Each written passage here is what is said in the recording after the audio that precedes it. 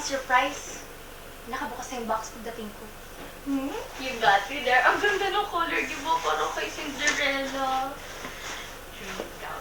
Oo nga. Ang ganda. Ang ganda-ganda lang. I know. Ay, Bes. Yung down payment para sa DJ and videographer na finalize mo na ba? Ang haba nga ng tigas mo. Eh, yung appointment sa makeup artist, okay na. Yes. Tomorrow daw, 9 a.m. shot. Ano tipo? Ay, yun. Yung ano, sample invitation ko pa siya. It's perfect.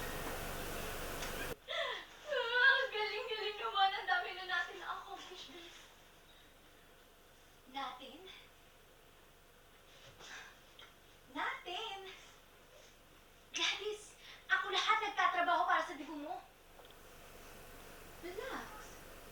Di ba ikaw naman nag-volunteer na tulungan ako mag-organize ng dibo ko? So, bago ka mag-emote dyan, i-taste test na lang natin to. Okay? Go. Cake mo? Red velvet.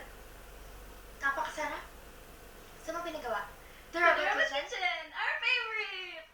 Oh, wait. Correction. My favorite. Ako lang kayo nagsabi na masarap doon, tapos ngayon favorite mo na rin? So, kapag favorite mo na, hindi na pwede maging favorite ng iba? Hindi.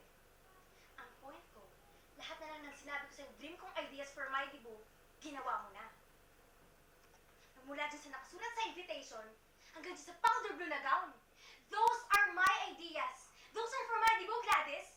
Eh, ginaya mo na lahat eh! Wait. Di ba sabi mo hindi ka naman magde-debut? So, kasalanan ko na hindi ako kayang bigyan ng parents ko ng debut? Well, hindi ko rin kasalanan na ang parents ko kaya kong bigyan ng debut.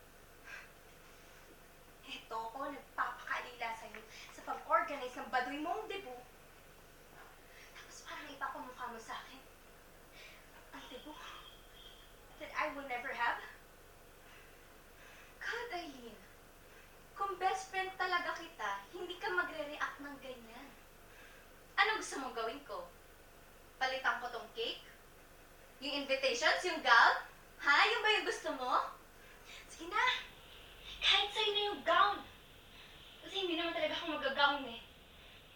Pero sana, kahit man lang tong cake na to, sana bigyan na...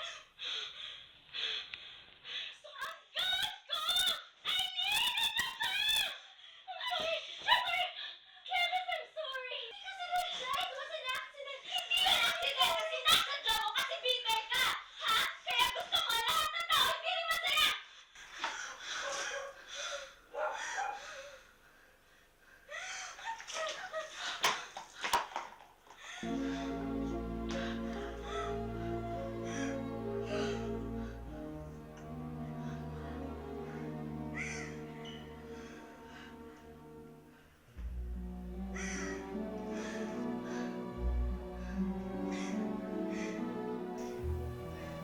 Bakit ko na, babe?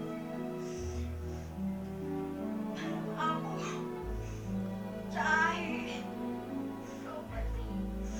Bakit natuloy tayo? Sorry, babe. I should be a good person. Sorry, babe. I'm really happy for you. Really. So, pwede ko lang i-invite Jonas para maging escort ko. Oo naman. Sige. Oy, Sel. Siyempre, joke lang.